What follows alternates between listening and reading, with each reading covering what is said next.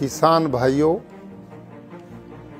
आज मैं गुरुकुल कुरुक्षेत्र के प्राकृतिक कृषि फार्म पर पहुंचा।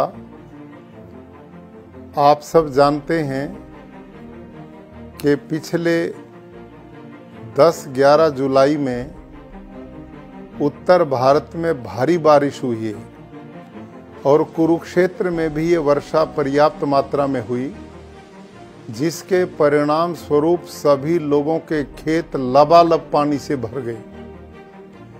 ऐसी स्थिति में गुरुकुल कुरुक्षेत्र के प्राकृतिक खेती के अंदर जो केचुआ है, अर्थवर्म है, वो एकदम धरती से बाहर निकला और जो रास्ते हमने चलने के लिए खेतों के बीच में बनाए हैं, उनके बीच में आप देख सकते हैं कितनी बड़ी संख्या में केचुए रेंग रहे हैं, चल रहे हैं।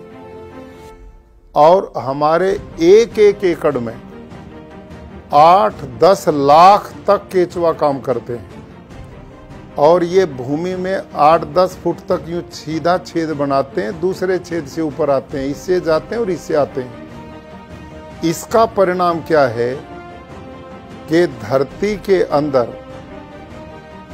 जितना भी ये पानी वर्षा का है, उन छिद्रों के द्वारा ये धरती माँ के पेट में जा रहा है। ये जो दूसरा आप चित्र देख रहे हैं, इसमें पानी में बुलबुले उठ रहे हैं।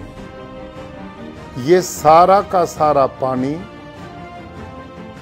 केचुओं के द्वारा बनाए गए खेतों में छिद्रों में प्रवेश कर रहा है और पड़ोसी खेतों में पानी भरा खड़ा है, उससे फसलें बर्बाद हो रही हैं। लेकिन हमारे खेत का जितना भी पानी था, वो केचुए द्वारा बनाए गए छिद्रों के द्वारा सारा धरती माँ के पेट में चला गया। यह है नेचुरल वाटर हार्वेस्टिंग सिस्टम। इसके लिए सरकारें करोड़ों रुपया खर्च कर रही है। यदि पूरी धरती पर प्राकृतिक खेती हो जाए गुरुकुल कुरुक्षेत्र के खेतों की तरह, तो न बाढ़ आएगी न अकाल पड़ेगा, क्योंकि बाढ़ में इस समय हमारी धरती की परत यूरिया, डीएपी, कीटनाशकों ने उस धरती को पत्थर बना दिया है। केचुए जैसे मित्र जीव मार दिए हैं, सूक्ष्म जीवाणु मार दिए हैं, जो धरती में छिद्र बनाते थे, धरती के ऑर्गेनिक कार्बन को बढ़ाने का काम करते थे। आज धरती में वो कहीं दिखाई नहीं देते। इसी का परिणाम है कि अब वर्षा हो रही है और जो 6 इंच उपजाऊ मिट्टी हमारे खेतों की है, ये वर्षा का पानी उसको बहा करके ले जा रहा है, बाढ़ के रूप में विनाश करता है और हमारे खेत बंजर बन रहे हैं और भूमिगत जल स्तर दिन पर दिन घट रहा है। यदि ऐसे ही हम रासायनिक खेती करते रहे तो उसके दुष्परिणाम इस समय आप बाढ़ के रूप में भी देख रहे हैं और भूमि को बंजर होता हुआ भी देख रहे हैं।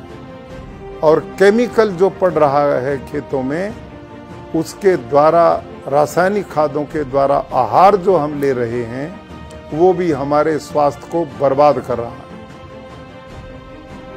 केचुआ सबसे बड़ा मित्र है, सूक्ष्म जीवाणु किसान के सबसे बड़े मित्र हैं और वो प्राकृतिक खेती में जीवामृत, घन जीवामृत के द्वारा उनकी बहुत बड़ी संख्या के रूप में वो पैदा होते हैं और वो खेती की उपजाऊ क्षमता को बढ़ाते हैं, धरती के ऑर्गेनिक कार्बन को बढ़ाते हैं। तो मैं आप सबसे आग्रह करूंगा कि आप प्राकृतिक खेती की ओर लौटिए।